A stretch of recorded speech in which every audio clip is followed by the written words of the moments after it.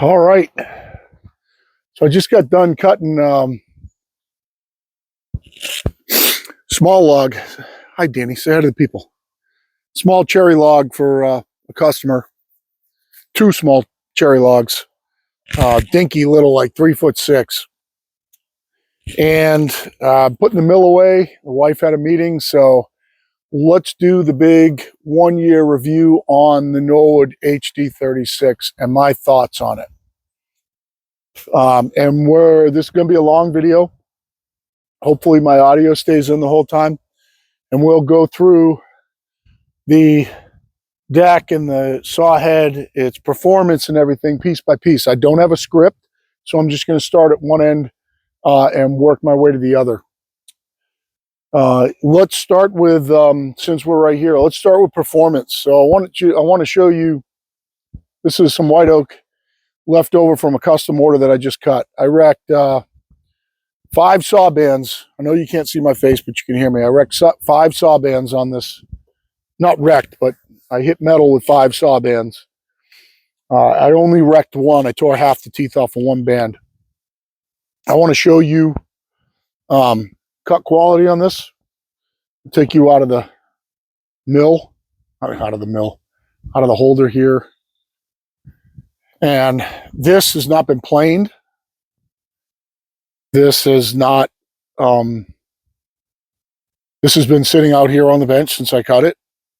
You can see some ridges where you can tell I went through metal right here.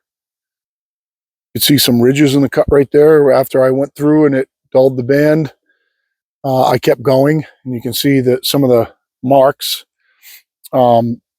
Not all these pieces were cut with a fresh band. Some of them where the band wasn't wrecked that bad, it kept going, but obviously this one was cut with a brand new band. You can just tell at how smooth it is. The mill has no problem cutting on dimension. If you haven't watched some of my videos, I'm going to say hi to Danny over there. If you haven't watched some of my videos, then you know one of the challenges that I ran into, and we'll talk about the little measurements on the log bunks there as we go down. But, you know, it cuts on dimension. I've done some really big orders. It cuts flat. It cuts straight. It cuts fast. The 18 horsepower, which we'll talk about in a minute, cuts much better than I thought it would. So just to give you an idea, that's white oak. And those are the cuts that I got, even on bands that got some metal strikes. So it, as far as performance goes, it performs very, very well, I guess is the moral of the story there. Let's get into the mill itself. What we'll do is we'll start with the log deck. Likes, dislikes. We'll start with likes. It's a very... Let me pause you 1 second. Cool. Sorry. I'm going to walk around the other side.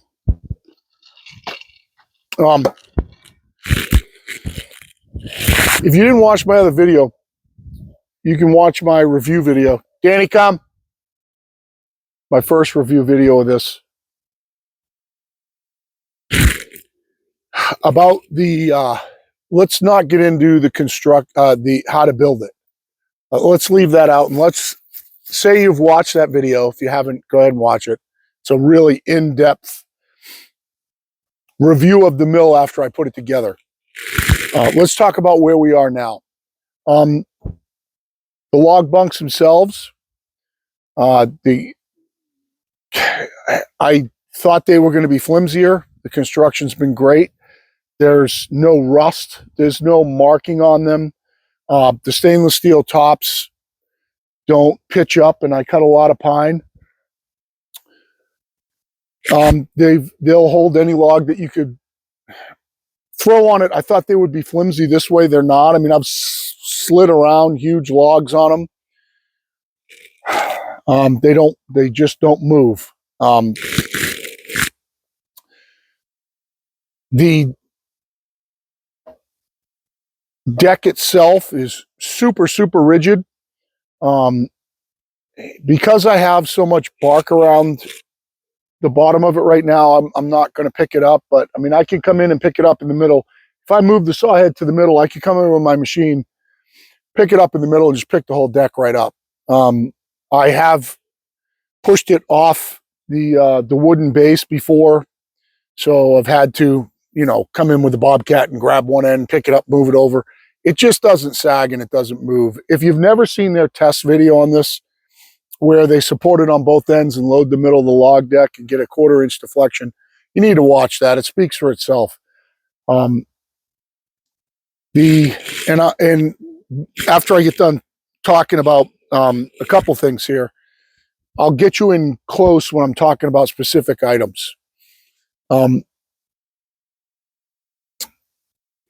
The carriage itself, when this mill is, yeah, you can see, when this mill is level, the carriage itself really moves like a breeze. Moves like a breeze, forward and backward. You can back up really fast with it. It's really nice when you're cutting dimensional lumber off a cant, and you can really blast back and forth really fast with it in its manual configuration versus in a hydraulic or, you know, an auto feed configuration where you have to wait for the carriage to come back. You can really blast it back. You do have to clamp it down. My mill, because I don't have a trailer package, does not have a clamp system to keep it from moving. The wind will blow it, so I do have to keep a clamp on the rail. Let's talk about the log bunks, and we'll get in. You know, if we just set the deck aside, that the deck, if you watch my other videos about building it, that it covers the parts that are quirky about building it, but the construction itself, a year in, is rock solid. There is no rust. I mean, it looks brand new. I don't know how many board feet I've cut. I have been through 3 boxes of bands. I sharpen on my own now. So right now I'm on a sharpening binge where I have a whole other 15 pack box that I'm not breaking into. I'm just using bands. I've never broken one. Let's go into the log clamps themselves. I'll give you my likes and dislikes on this. Let's go with the likes first. Thing I do like about them, the absolute most, number one thing I like about these log clamp, the stops and the clamps, is that you can move this. I can't tell you, as a matter of fact, just had a guy, when I was milling here a minute ago, I just got done, our local town, he's retired now, but former town tree commissioner. And you just make sure that when we live in kind of an historic district, and when you take down a tree around here, there are sometimes on certain roads in certain areas, there are requirements that you have to meet about taking stuff down. Well, he was here. He has an LT35 and a tree farm.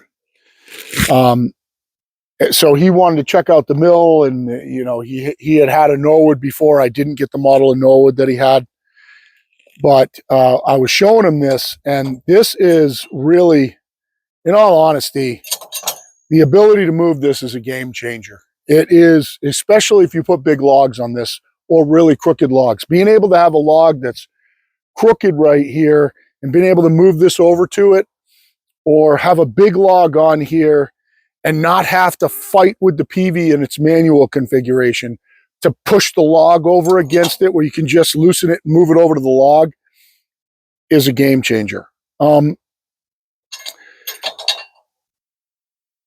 I do like the ability to flip them for rolling the logs. Have this up here for grabbing. I do kind of like that. It does not hit at an inch, with a caveat that we're going to get into in a minute. I still haven't worked out the placement that I would like on these. I think for myself, in the middle of the mill right here, these two are kind of too close together. I think I might want to move this one over a notch, at least.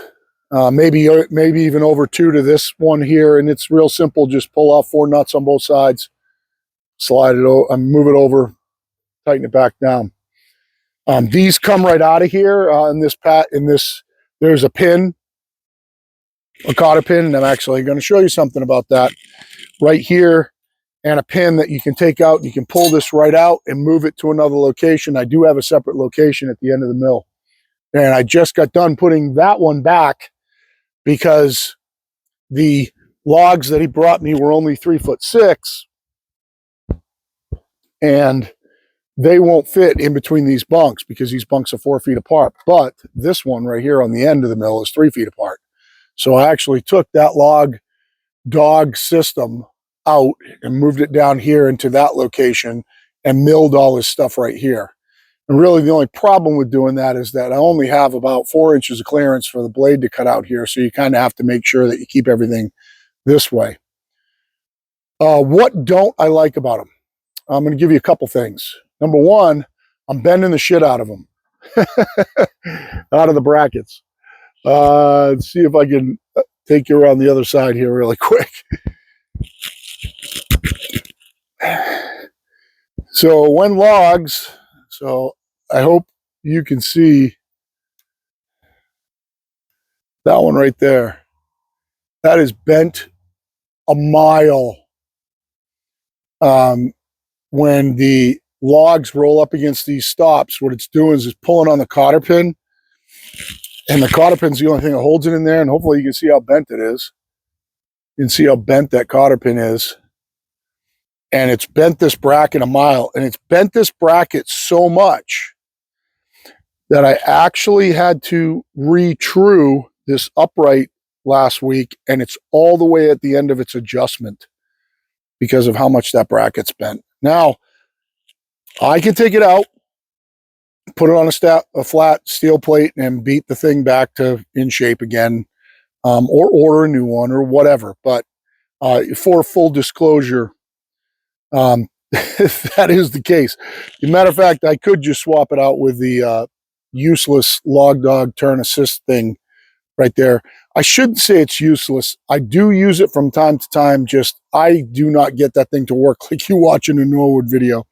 I more use it for if I got a real heavy log or a cant and I can get it up a little bit, I'll set that against it. So as I pick it up, I can kind of just stuff it in so it holds it up a little bit, and then I can go again. But I can never get that thing to work like Norwood in their Norwood videos where they just roll it and it grabs it and they roll it and it grabs it.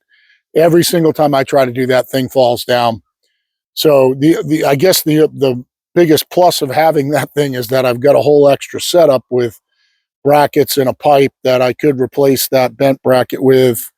Oh, no, I can't. I take it back. No, I can't, because that bracket that holds it over here is different. But I do have an extra square hole bracket that I could use.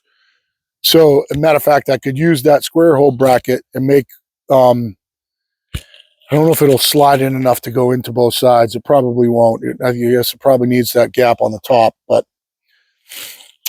yeah, so I'm not crazy about that bent. Now that's rolling big logs on here and having them smash into the stops. And I probably should use, when I get into those situations, use my grapples so that I can, my log grapples, so that I can set the logs down nice and gentle, and not do that. But unfortunately, there's nothing nice and gentle about sawmilling.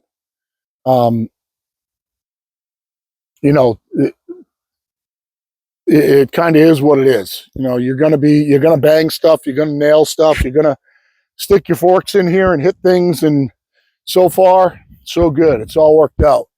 On the other thing that I didn't like about these was that there was, on the front side, on the front face right here, this bracket that holds the wheel stuck out proud on everyone, and I had to grind it off so that this surface was a flat surface to roll the cant up against, the flat side to square the cant. So I did have to grind these all off.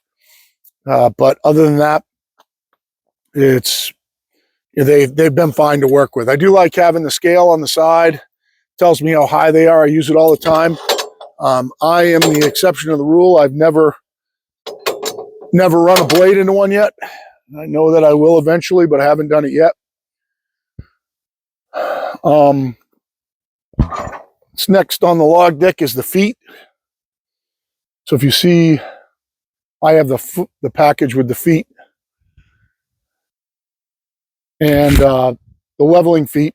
Now, if you haven't watched my previous video on the problem with those, you should. You should go back and watch it in my right around the time of my build videos. We had to modify those to make them work. And for those who aren't going to go back and watch, I'll show you the modification. I can get this out of here. I just don't want to hit stop on this thing and ruin this video. So if you see down there, you can see that there's a black collar on the bottom. And that has got a set screw in it that tightens that collar down around the threaded rod. Well, I knew that was never going to work. That it was going to end up mangling the threaded rod and it would never hold and the threaded rod would just push through it, which is exactly what happened when I first put it together.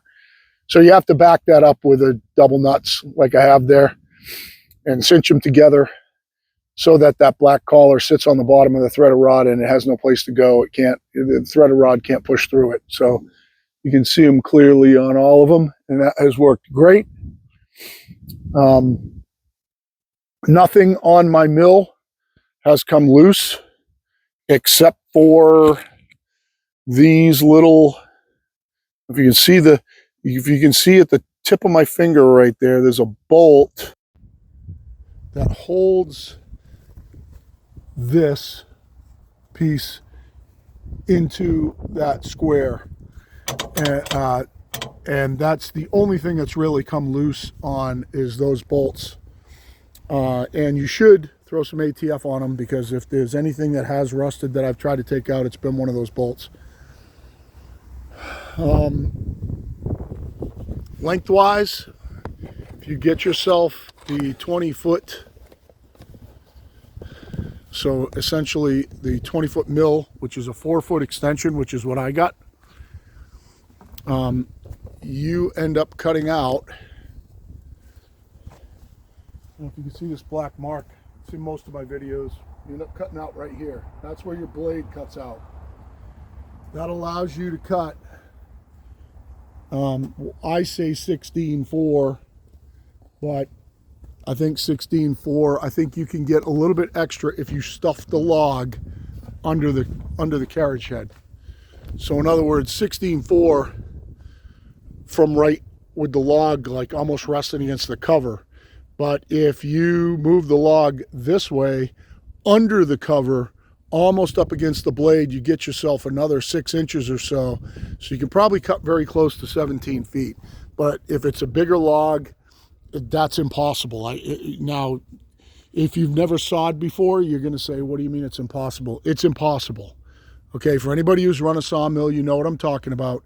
Logs just don't move around easy on this. So if you got a big log on this mill, you can't just move it over forward or back this direction up and down the mill 3 or 4 inches unless it's flat, unless you've already cut a piece off it. That's not easy. So you have to have grapples, which I do have, and even with grapples, you'd have to come in, grab it, and then just kind of sneak it over and put it down. So it's not very easy. So I like to say it'll cut 16/3 with 20-foot deck. If you think you're going to cut 17, you're really not. And I can cut 20 I can cut almost unlimited with a chainsaw, so it doesn't matter to me. As far as it's not a problem to me. I am going to add 4 feet. I'm going to order it another 4 feet today when I get done with this video. These clamps, I'm not crazy about them. I'm going to show you why. Danny, come over here, please. Come here. I'm going to show you why I'm not crazy about these. And what I will say is that they do hold nice, okay? The concept is sound. What I don't like about them is they are not a one-hand operation. You cannot Well, right now, okay, like right now where this is, you can't, kind of have to grab way down low, get it to slide. You can't pick this up and move it. It won't, so you can't pick this up, which is releasing the cam, slide it into a log and clamp it down. You can't.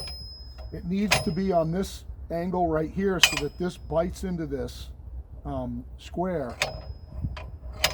So when you go into a log, you have to go in like this with the bottom angled in, push it up against the log, and clamp it down for it to hold.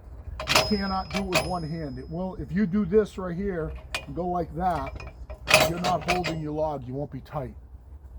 Let me see if I can illustrate it. Just I'm trying to keep my eye on the dog. Danny, you right here? Okay. Hi, good boy. Let's see if I can grab a chunk of log right here really quick, and I'll show you. This may or may not work. I'm not sure, but because I kind of got to set it down on here. Let's just say it's like this. Okay, so you can't even get it over there. Now, maybe if you pushed in with your foot, you could do it. Okay, so it has to be at this angle, meaning the bottom has to be in further for it to clamp down. You can't do it one-handed. If I can get it like that and then push it down, sometimes, you know, it's just not going to happen. You can't do this one-handed. That's the one thing I don't like about it. A lot of times, especially when you're squaring something, or you wish you had this hand to do one thing and this hand to do the other. You need two hands to clamp. So that's my one. This is your clamp motion. You hold the bottom, push it in, clamp it down. And that's what you have to do. There's no two ways around it. That's one thing I don't like about the clamps. Taking them back is pretty easy. The other thing is, if you watch Dave Boyd's videos about putting these together, Danny, come. When you watch Dave, Dave says he likes to have these on the same side. The manual says to put this on one side and this on the other. It's pretty simple to do. You just have to take this out of this bracket, flip the bracket to the other side, put it in so that this would be over here. You need to do that. You can't do it like this. The reason why, you can't clamp a 1-inch board in here. So when you're cutting your edge cuts, your flitch cuts, you're edging off your flitch cuts, you can't do a single 1-inch board, or even, I think even 2 inches of board won't work. Because what happens is, when you come in, this would be up on the bunks like this. And this would be higher, like this one's tight because it's right at the edge of its square adjustment. Right now it's not even coming up. Okay. So this is up like this. This thing's up here like that on the bunks. When you push this in, this will hit your release and release your clamp. Wow, that's really... It pushes up on this release and it'll release your clamp, and your clamp will fall. This one was so far out of adjustment because of that bent bracket that it's actually sticking right now. So you need to put these on separate sides. The way I get around it is that when I have flitches in here to edge, I have to use a piece of wood like this up against them so that I can space it off another 2 inches, and I clamp that. And that's completely fine. When you're running a manual mill, that's part of running a manual mill, is using, you know, backer boards and blocks and things like that. And that's why you see a lot of wooden stuff down under the mill here as it gets used. It gets used to shim up logs. The one down there gets used to measure off the rails to logs. There's a, you know, little 3x3 or 2 or 3x3 backer board right there to help you bridge log stops, things like that. But if I had to do it over, and eventually I'll swap them around, I would not put those on the same side, because like I said, when you go into clamp, even 2 inches, that clamp, the way it leans in on the bottom, will hit that release and your thing will fall. So that's why Norwood tells you not to do that. I'll just kind of give you a quick look around so you can see that there's no rust on this mill in a year of sitting outside. And let's do the saw head. So I'm gonna pull it. I'm gonna pull it down here. I'm gonna pause you guys 1 second. We'll pull the saw head down, take covers off. I'll tell you, I'm gonna be really pissed off if so my little mics, I'm gonna say right now, I don't recommend them because my receiver went dead and I just charged it. That pisses me off. So hopefully you guys can hear me and this whole video doesn't go to shit. Let's go to the saw head. We'll talk about this side in particular. What I like about this side is that my tracking stays perfect. 99% of the time my tracking is perfect when I throw a band on and just wind it down. When I wind down, I'm just gonna have to see what your view is so you don't miss anything. When I do wind down, I go to, oh, can't do it because I don't have anything to take up the tension. I go till the spring starts to move, and as soon as the spring starts to move, I go 5, so half 1, half 2, half 3, half 4, half 5, and that much. So 5 and about 1/3, and that is so that the adjustable blade guide can go underneath it, and that's, I tension it the same way every time, and that ends up with perfect tracking for me every time. Never have a problem with it. The blades track the same whether they've been sharpened or not. I've used several manufacturers of blades and that works fine. I do grease every time I run the mill, and these have, you know, run perfect. I haven't worn anything out, nothing's broken. I have not replaced a belt. The belts do, when I'm cutting pine, they do get covered with sawdust, both of them, this one and that one. I take a piece of sandpaper, 120 grit that I have lying around in the box. I just put it on here, spin the wheel, and just kind of sand it off. It takes a couple of seconds, cleans them right up. And I do this side too. I sand it off on the top right here. So I sand it, then I move it, then I sand this part, then I move it, I sand it, then I move it, and I keep doing that until I get through the whole belt. Nothing has come loose, nothing has, I have not had a problem with anything. The only thing that I've had to really maintain is that I do get pitch buildup inside this wheel.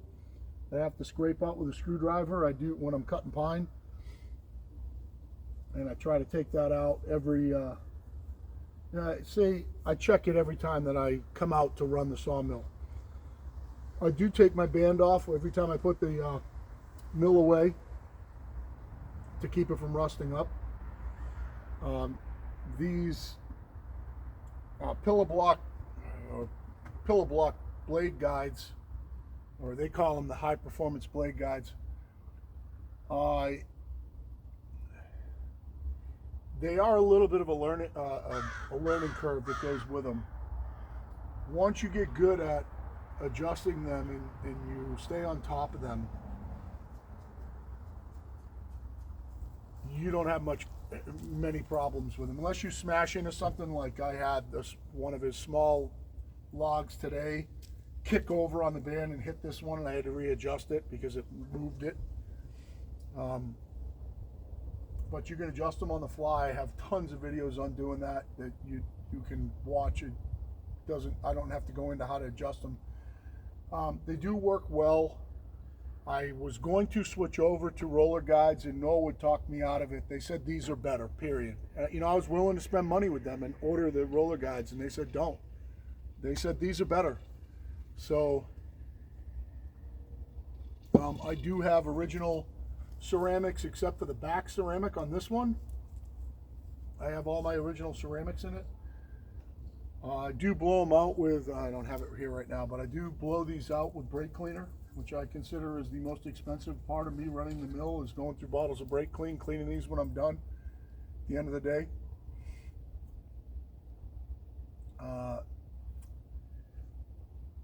These cover presence switches suck. I've covered them in a past video. As you can see, mine are zip tied in so that they don't kill the engine. What happens with this is when there's sawdust on this rail right here, and you put this down to cut a 1-inch cut, it deflects the cover. The cover rests on this. So if there's sawdust here, it deflects the cover and it pushes this out right here, and it'll kill your engine. You won't know why it happened. These covers do deflect a little bit. Let me just say, clutch wise, adjusting tension wise, I haven't had any problems or anything, just so I can put these covers back on. I love the covers. They're simple, they're fast, they're easy to put on and off. They're plastic, so if you do throw a band, which I have not thrown a band since I stopped running diesel, if you do throw a band, it's most likely not going to get chowdered, but they do deflect like this, and that deflection kicks that trip switch off and will kill the engine. I think as far as this side goes, bands, I've run the Norwood bands, the saber-tooth bands. I run all 7-degree bands. I do have a 10-degree band, but I run all 7s. I've never pulled out 10-degree. Reason I run all 7s is I mill a mix of hardwood, softwood. I've talked about those things in other videos too. If you want to learn about bands, you can go back and look at some of the sharpening videos and so on and so forth.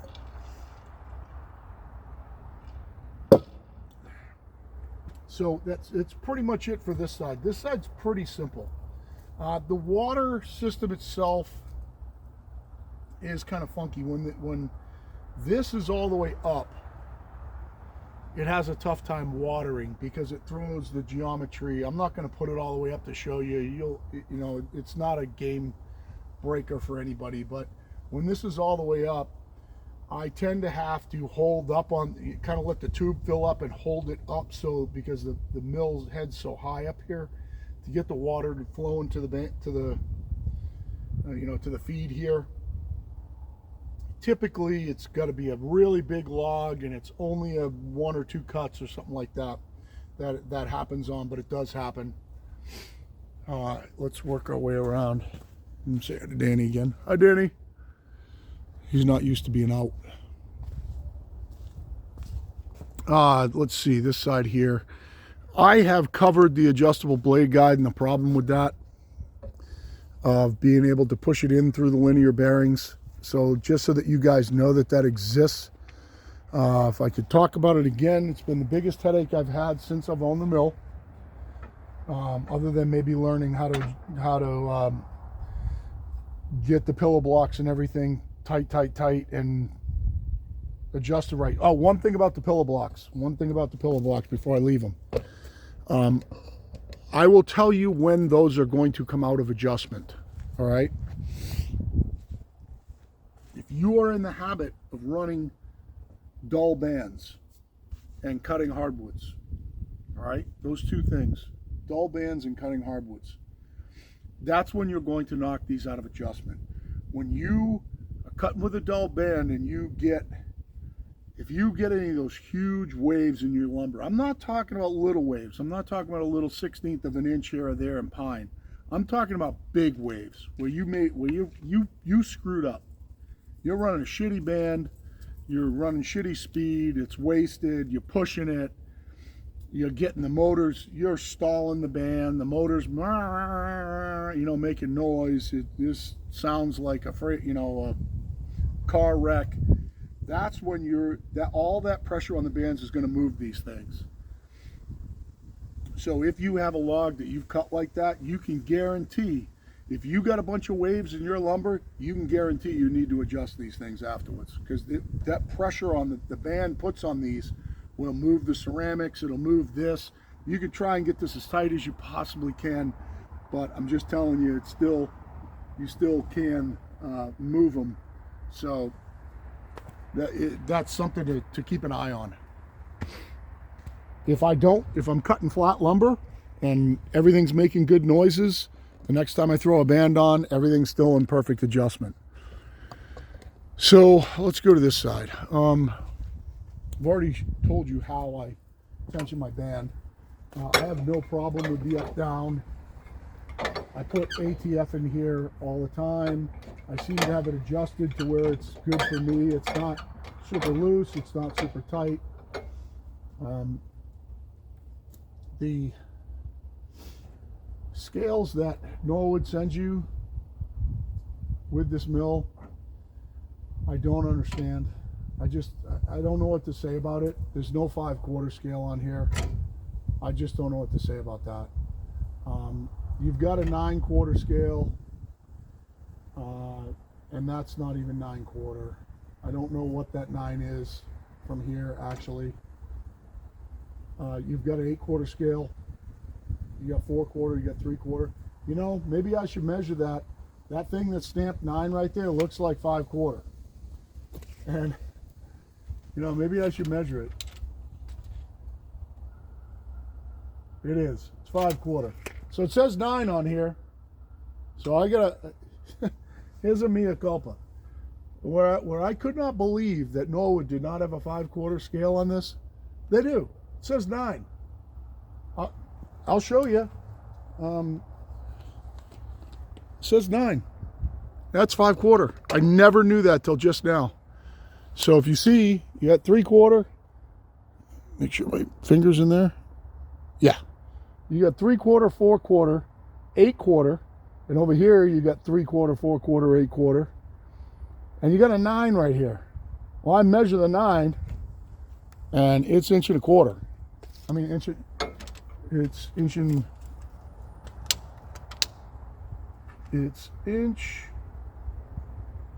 only 1.125 inches. Oh no, that's not. That's the other scale. It's 1.25 inches. So it's not quite a 5/4 scale, because if you drop this, you'd lose 1/8 of an inch every time. So that's 9/8. It's not 5/4. That's a 9/8 scale. That's what the 9's for. Danny, come. Sure is. It's 1.25 inches, and you're going to lose 1/8, so it's 9/8. Danny, come. Oh, check that. So that is a 9/8. So you have 3/4, 4/4, 9/8, 8/4, 3/4, 4/4, 8/4. There's no 5/4 scale in this. So I got myself this magnetic scale that's got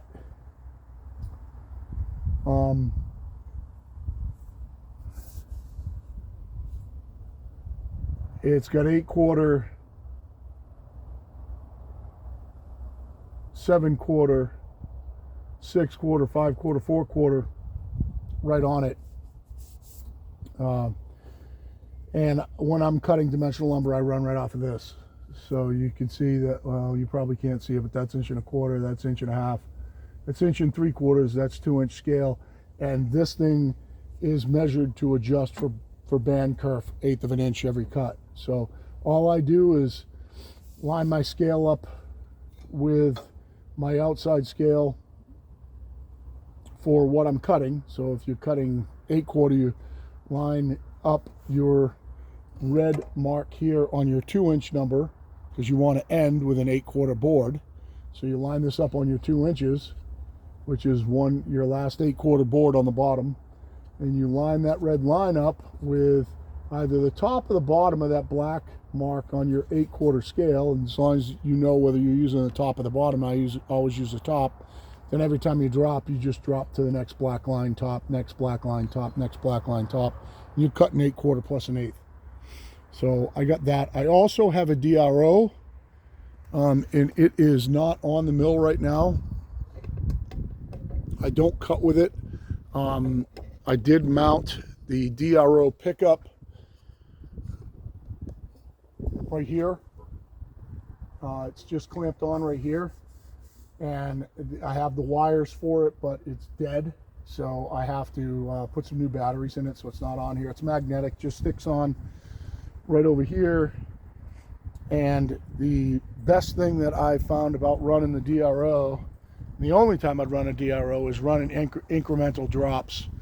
So you can set it to 30 seconds, 64ths, 128ths, you can set it to quarters, you can set it to 8ths. Well, the thing that's good about it is if you set it to 8ths, when you're in the cut, you can hit incremental when you get to the end of the cut, then raise it up to come back, and it's going to take you incremental drop off of where you were. So your next drop, you can drop it 1.1 and you see the very clear readout, and you just go 1.1, 1.1, 1.1, and you can really fine tune that down so that you know you're dropping 1.1 every single time, or it can be any custom number you want. So, and as long as you hit incremental every single time, you don't have to do any math. So when you go in the cut, you hit incremental, it sets you to a 0 where you are, and then when you go back, it doesn't matter what you do in between. When you go back, when you drop it down, you just drop down to that positive number plus 1/8 of an inch, and away you go. So that's it as far as the scale goes. I have never used the emergency stop. I probably should have today when that log slammed over. That doesn't really matter. Water, if you guys have watched my other videos, you know I replaced this grommet in here. If you do go ahead and just say screw Norwood and run diesel in it, you're going to swell these up and they won't fit on the nipples anymore. You'll swell this tube with the diesel. You're going to throw bands off, trust me. You won't know why. Don't run diesel in this mill. I run Dawn dish soap and water and pine sol, and this time of the year I get the ATV antifreeze and put it in with the rest of the stuff and keep it from freezing. If there's a question about it freezing, I just pull this out, let it drain, or drain it back into the jug when I put the mill away. I get no binding and no movement in the mill. My measurements off the bunks have stayed consistent. I will do a check on it pretty soon.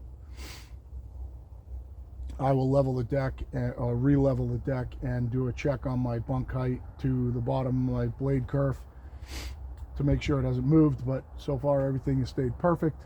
I have not broken a cable or anything on this mill other than torn that grommet and torn the grommet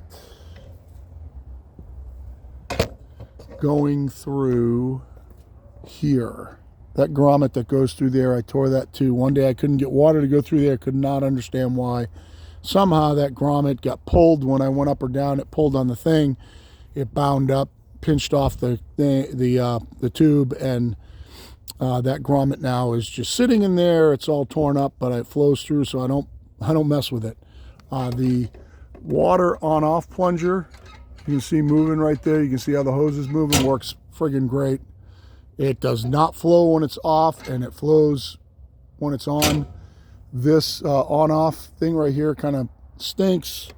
I'll show you why if I can get it. This tripod sitting here in all this debris.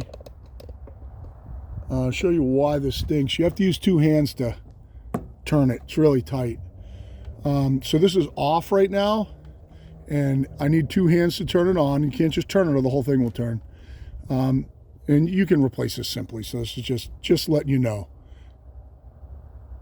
I'm going to turn it, that right there, that little teeny bit, that little teeny turn is all you need for water. If you turn it that much more, just a little teeny bit over to here, you're blasting water out of this thing and onto your blade. And I do run it like that when I'm cutting pine. I really put the hose to it. but it's a very, very, I wish I could not get in your way, but it's a very little turn, and it takes two hands to do it. Let's see if I can, so that's enough. That's pouring. So that's all it needs to throw the water to it. The 18 horsepower Vanguard has been incredible. I've had zero problems with it. Powers through anything I throw at it. It cuts the biggest, you know, oak. There's the biggest that this mill will cut with no problem. Black locust, white oak, anything that I put on here, it cuts, and it doesn't even bat an eyelash at it. The battery's been great since once upon a time, I used to run, I'd shut the gas off and run my mill out. And I kept forgetting to turn the key off because I would leave it running when I was packing everything up. I'd shut the gas off, leave it running, and then it would just shut off. And I'd always forget, so the key would be turned forward, kill the battery every time. So now I don't run it out of gas anymore. I've had zero problems with it. And now I have to shut it off to kill the engine. And the battery has not had one single problem firing up and running this thing in the stone cold. It has never gone dead since I used to make it dead. It starts easy every single time. I've had zero problems with it. I think back here, that might be it. Operator station, I kind of like it where it is. I can show you one thing with it that can cause a problem with people. So, God, I hope the audio didn't cut out on this. If you have this up too high, when you go to rotate this, especially if the mill head's higher, you're constantly hitting this with your belt and, you know, kicking the engine over.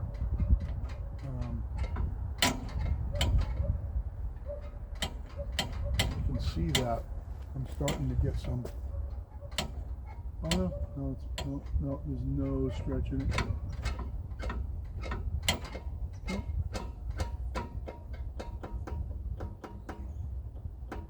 No stretch. I haven't had any problems with the cable stretching.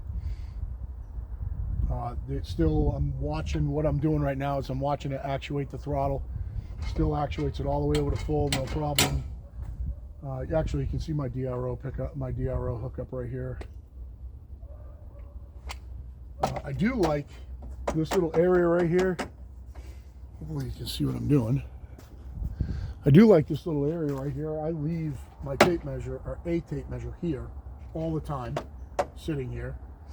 That never goes away. And typically a lumber crayon, which happens to be out on the bench right now,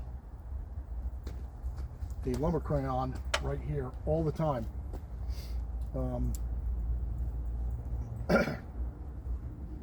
The tracking adjustment, just so you know, to make your band come in on the wheel, you turn it clockwise, and to make the band go further out on the wheel, you turn it counterclockwise. And I have that written right here in one of Dave Boyd's videos, and I pointed it out to him, and he thanked me for it.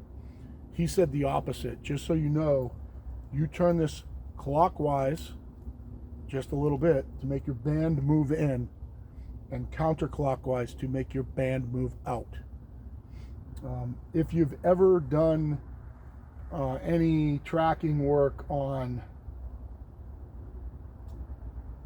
sanders, to get a sander, a drum band to track right, or if you've ever done any bandsaw work where you've had to work on bandsaw tracking, this works exactly the same way, which is why I questioned Dave's video and had to go back and do a bunch of reading to make sure I was right. And then he got back to me and said when they edited, they messed up the clip. They put the wrong clip in of him going the wrong way to move the band in. So he said in the video, he says, oh, we got to get the band to come in a little bit, and he comes and he adjusts it counterclockwise, and I saw it and I said, whoa, that should make the band move out. So you move it counterclockwise, the band goes further out. You move it clockwise, the band moves in. And when you get this thing adjusted right, you very, very rarely should adjust it. I end up with a bastard band every now and then. And if I have to adjust it, the next band I put on, I have to adjust it back. No doubt. Every single time. So that's pretty much that side.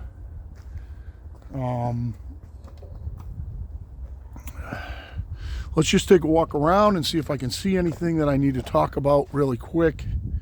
Oh, we can talk about sawdust ejection. That's kind of been a problem.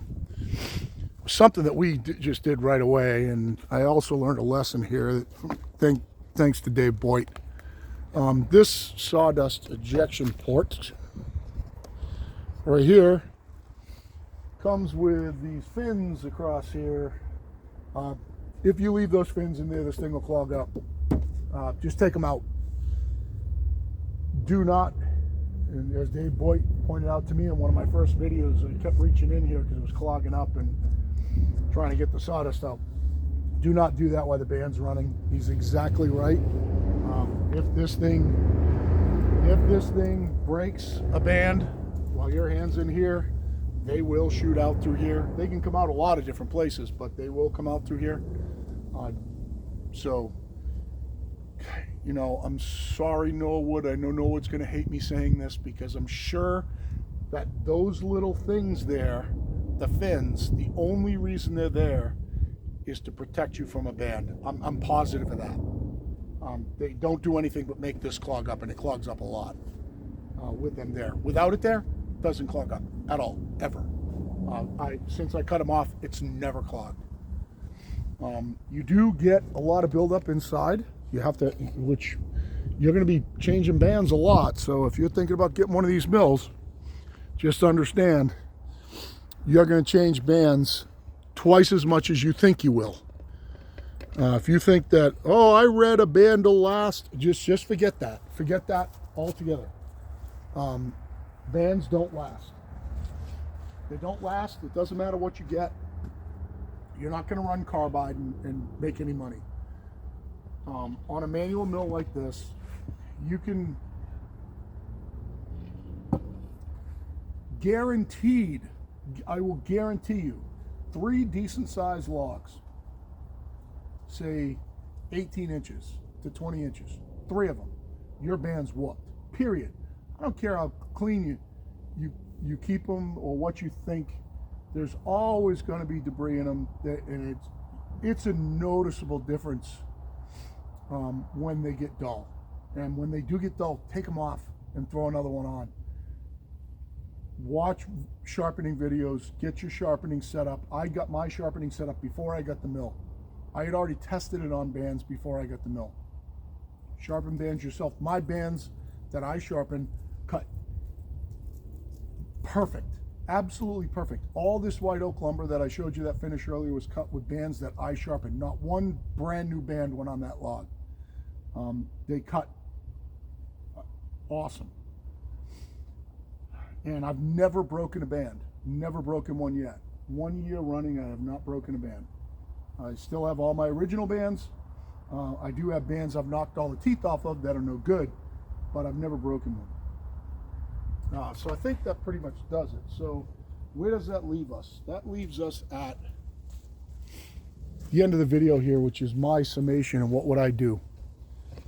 And I apologize that this is all off the top of my head. I hope the audio is good. It's going to piss me off so bad if that audio is bad.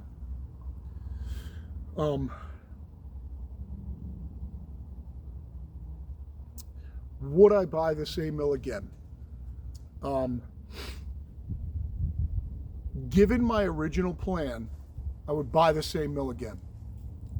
My original plan was to cut dimensional lumber, rough sawn pine for my area because nobody else does it. You have to go all the way to a sawmill. Hi, Danny. Called Gurney's, which is about, for me, it's a 40-minute ride each way, ish, right around there, to get rough sawn pine. There is a sawmill up the street called Katamet Sawmill, and you can look it up if you want on Google. They're a very, very, very, very high-end sawmill. If you go there and you buy boards for a floor, let's say you want to put in a yellow pine floor, and you have them mill it for you, you could put granite on your floor cheaper. They're very expensive. There's nobody in my area that's going to compete with me in rough sawn pine. Saying that, given that, I misread the market. When I started advertising, which wasn't too long ago because I was only working word of mouth for a while, all my initial orders were all word of mouth stuff that I was cutting custom orders. I didn't want to cut any stock right away. Just was cutting custom orders. When I started advertising on Facebook Marketplace, almost all of the inquiries that I get are for slabs. I have a shit pile of lumber. You guys know it. You see it on my channel. Everything, white oak, black oak, walnut, cedar, black locust, elm, maple, every kind of pine, spruce, fir, you name it, I have it all here, and I have it big. I have it in big stuff. This mill is not made for slabbing. Just going to tell you that. If you think if it's between this and say, let's say you're on the lower range and this is your upper range mill, and you're on the lower range and you're wondering, can I get a Woodland Mills and do the same thing? I've seen some guys cut some pretty wicked shit on Woodland Mills. Would I compare an HM130 Woodland Mills to this? No, it's not comparable from the deck perspective. Now, you can get those, I think you can get those with pretty decent horsepower, but the standard mills, it's not the same mill. This is a step up from a Woodland Mills. Knowing what I know now, and with the interest that I'm getting, I would have gotten the 38 with the bigger clearance. So I'm just being completely honest.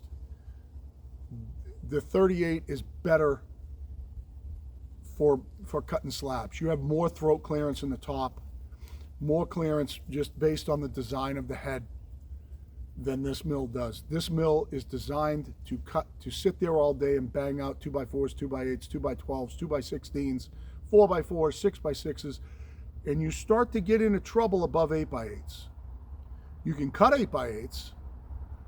My experience is that you can drop 12-ish before you start running into the screws that stick out of your adjustable log guide. You can run into that and run into the throat.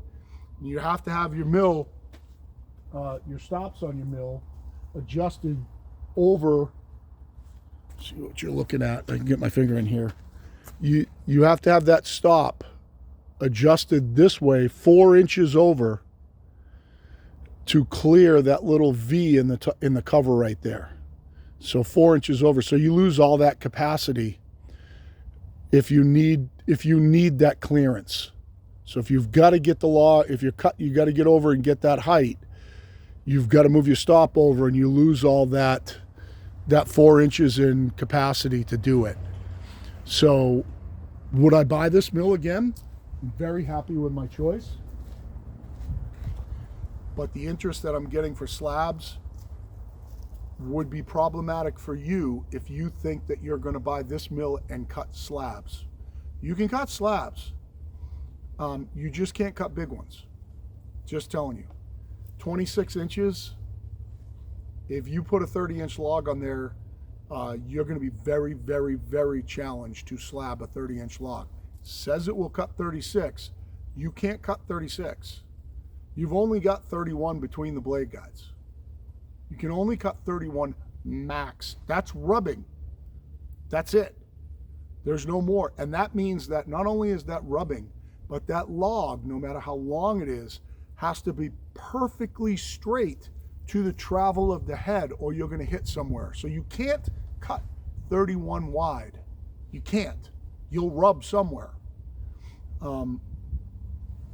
In the slab business, that's pretty small. I can cut way bigger with my chainsaws.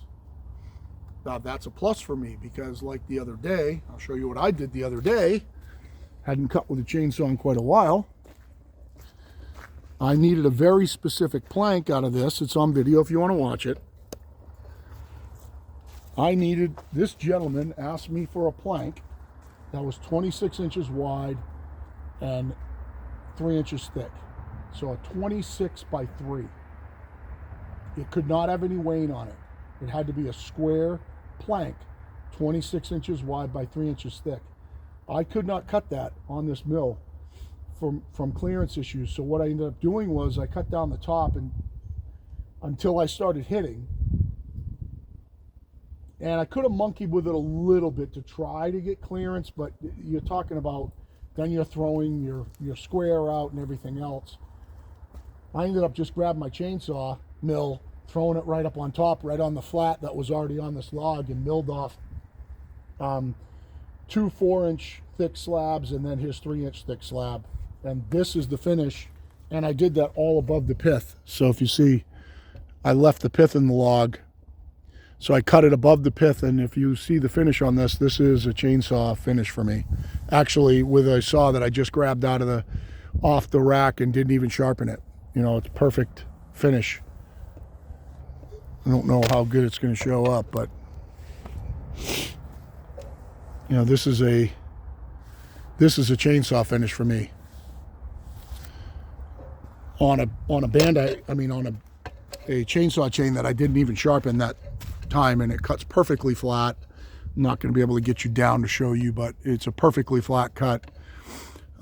You probably could not get this flat a cut on a band with any time on it and that amount of knots in a cut this wide on that mill. You're going to get some waves in it. Maybe not enough to be bad, but you're going to get some waves in it. Some waves. In my chainsaw chain, I don't. I get nothing. It's perfectly flat. You know, if you watch the video of me cutting this, I set the chainsaw mill with gauge blocks that I made up, and that's a 5-minute cut for me. Took exactly 5 minutes. You can watch the video. I made 3 cuts. It was like a 6-minute cut, no, 5-minute cut, and a 5-minute cut, and you can time them yourself if you want. That ended up being like a 28-inch wide cut that I ended up edging down to 26. Perfect. No wane. Gave him what he wanted. No pith in it. And that's what you have to be able to do to run slabs on this mill. This mill is not made for cutting slabs, period. You don't have the clearance. The other thing that kind of sucks about the clearance here is if you are running a marginal size big log, let's just say you wanted to take this log right here and you are cutting dimensional lumber, but let's say you wanted to drop it down and cut it in half. You don't have that clearance to do that. You just don't. And that's where the 38 would be better, to have that clearance to do those kind of things. If you're cutting a lot of, or if you're going to do some like big quarter sawing out of that, you couldn't quarter saw that. On a manual mill, you couldn't quarter it. You don't have the clearance between the blade and the top of that. You don't have the clearance to do that. I'll measure it for you right now. I know that it's, if I have a cant on here, I can cut down about 12 inches before, and it's not 12. It's only 9. It's 9 inches from here to the center of those pillow blocks. So you can only drop down 9 inches. So if you're cutting 4/4 boards, you can really cut 8 if you're right in the middle and you're not running into anything. You're 4 inches over on your stops. So you're not running into that, I'm just point at this with my finger. So you're not running into that diagonal right there. You need to be 4 inches over with your stop. So if you have a cant right in the middle, and you're cutting 4/4, you can cut 8 boards before you have to take them off. And with the 38, you could cut a lot deeper. I don't know exactly how much additional the 38 gives you, but it's more. So that is a consideration. But that's a 8 inches down, as much as you can cut before you start. You know, I can measure 9, but trust me, you don't measure 9 and say I have 9 inches of clearance. 9 inches is hitting. 9 inches is hitting. You don't want to end up hitting something when you're cutting. So 9 inches is your clearance, but you're not cutting 9. And also your screws hang down on this adjustable blade guide. So you gotta pull this out. Inside this guide, it's about 3 inches. Well, it's even more than that. It's almost 6 inches over your adjustable blade guide is below this.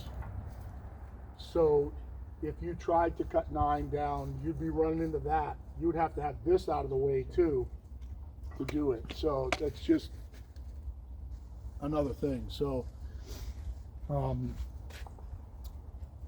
would I get this mill again to cut rough sawn pine? My original plan, dimensional lumber, absolutely, it's perfect. You want to cut a timber frame, it's perfect.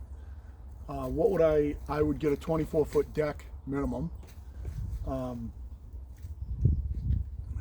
I think even maybe even longer than that, maybe even 28 foot, so I could cut 24-foot beams. If you're cutting a frame, you're probably going to need it. But I can chainsaw mill that, so it's not, I don't have to do the, you know, if you've ever seen somebody put it on and cut the chunk off and then flip it over, you know, slide it down and try to level it and then cut the rest of it. I don't have to do that because I could do it with a chainsaw mill. I could chainsaw mill 2 sides square to each other, 24 feet, then throw it up on the mill, and then I can do the slidey thing on the flat spots.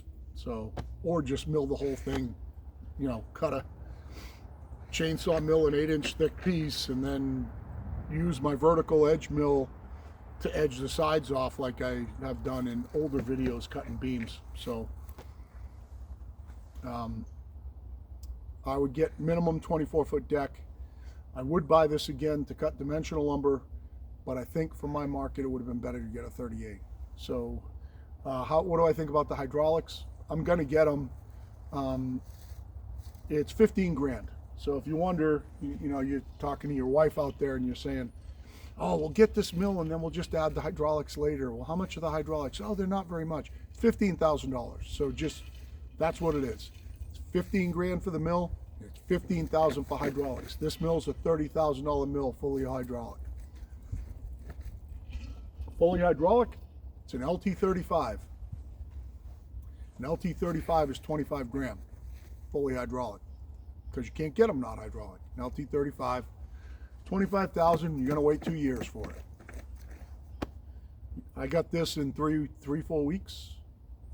Ordered it in November, 2 weeks. 2 weeks. I ordered it like the end of November on a Black Friday sale a year ago, year and a few months ago, almost a year and a half ago. And I got it the end of the first week of December, start of the second week of December 9th or something like that. So I got it in like 2 weeks. But the LT35 is the competition for this mill, and if you get fully hydraulic, it's $30,000. There's no two ways about it. There's no saving this or saving that. That's just what it is. It's 30 grand. It's 15 grand for the mill, and it's 15 grand for the hydraulics. And you can get an LT35 for 25. So I hope that covers everything. I'm pissed off about these mics. Do not get these mics. I don't know why this went dead during this video. The receiver's dead. It should not have gone dead. It was charged. I've only used them like twice. They were 12 bucks. It's no big deal. I'm going to send them a message on eBay, say these things suck, and they'll probably want to send me a new set, and I don't care. I'll buy a more expensive mic, and maybe by the next time you guys see me, I'll have a more expensive one. I tried them. I thought the sound quality was great. I thought the noise canceling was great, and then they went dead on me in a video the other day, and it pissed me off. So, and it's going to really piss me off if the audio is no good in this. So that's it. Big long review. Would I ever buy it again? What would I change? I'd get it longer. What would I change? I'd get an HD38 myself because of my market.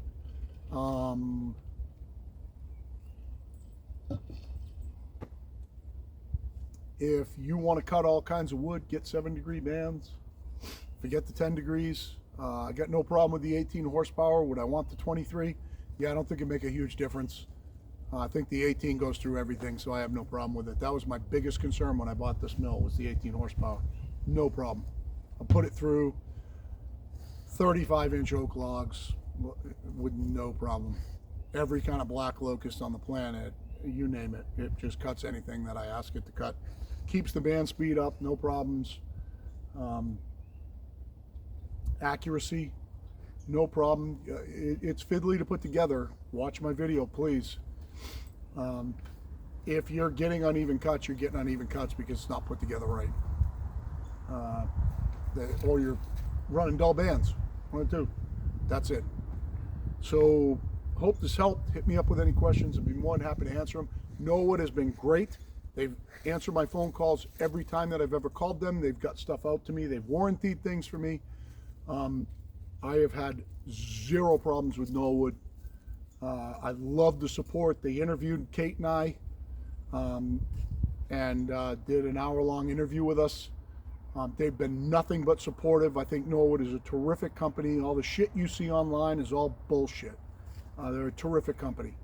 And if the mill isn't doing what you want it to do, it's because of you, not because of the mill. This mill will do a lot more than my knowledge base will let it.